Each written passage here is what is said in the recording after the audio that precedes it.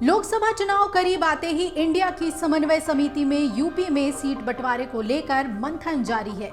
इसी बीच सपा अध्यक्ष अखिलेश यादव की दिलेरी की भी खूब चर्चा हो रही है। हम आपको बताएंगे कि अखिलेश यादव ने आखिर ऐसा क्या कर दिया जिसकी वजह से उनके लिए दिलेरी शब्द का प्रयोग किया जा रहा है। क्या सीट बंटवारे पर अखिलेश यादव मान गए हैं?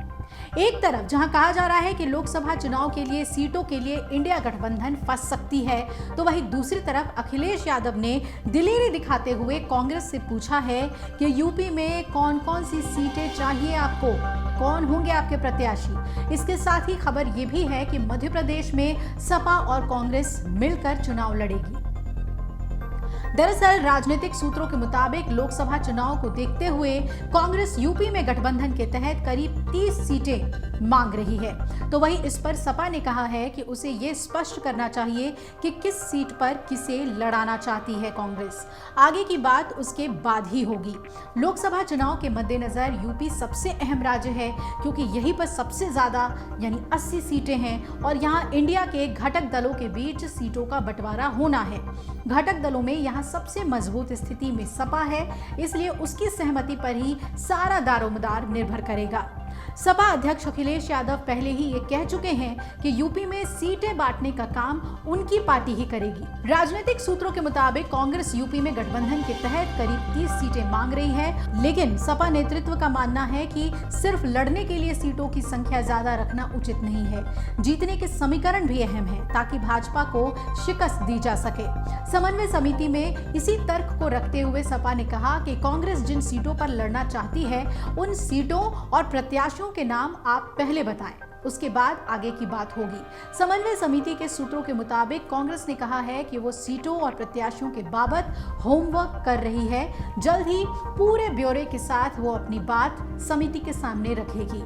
दूसरी तरफ खबर ये भी है कि भारत राष्ट्र समिति के प्रमुख और तेलंगाना के सीएम केसीआर राव राज्य के चुनाव के बाद INDIA गठबंधन में शामिल हो सकते हैं। समन्वय समिति के सूत्रों के मुताबिक इस बारे में समिति के नेताओं से उनकी बात हुई है।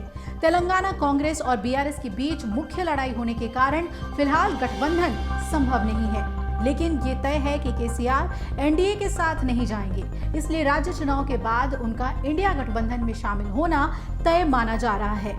तो वहीं दूसरी तरफ खबर यह है कि मध्य प्रदेश विधानसभा चुनाव में सपा कांग्रेस मिलकर चुनाव लड़ेंगे। इसे लेकर सपा अध्यक्ष अखिलेश यादव और पार्टी महासचिव शिवपाल सिंह यादव के बीच गठबंधन के प्रत्याशी घोषित करने को लेकर चर्चा हुई है। इसके बाद अखिलेश यादव ने मध्य प्रदेश के पदाधिकारियों और टिकट के दावेदारों के साथ मुलाकात भी की है।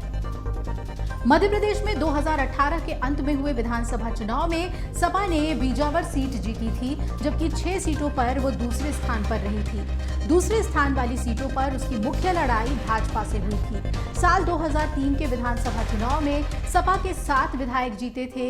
इस बार सपा ने गठबंधन के तहत 10 से 12 सीटें मांगी थी।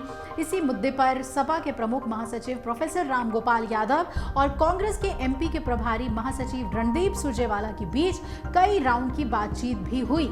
राजनीतिक सूत्र बता रहे हैं कि सपा को 7 सीटें दी जाएंगी, जबकि 2 और पर सपा नेताओं ने दावा किया है। ये दावा भी कांग्रेस हाईकमान के सामने पेश कर दिया गया है और अंतिम निर्णय वहीं से लिया जाएगा। अमर उजाला अब आपके टीवी पर भी। अपने स्मार्ट टीवी पर YouTube पर सर्च करें अमर उजाला, चैनल सब्सक्राइब करें और देखें ताज़ा खबरें, वो भी HD क्वालिटी में। और हाँ, बेल आइकन दबाना ना भूलें ताकि हर खबर हो आपके घर। अमर उजाला, निष्पक्ष, निर्भीक, निरंतर।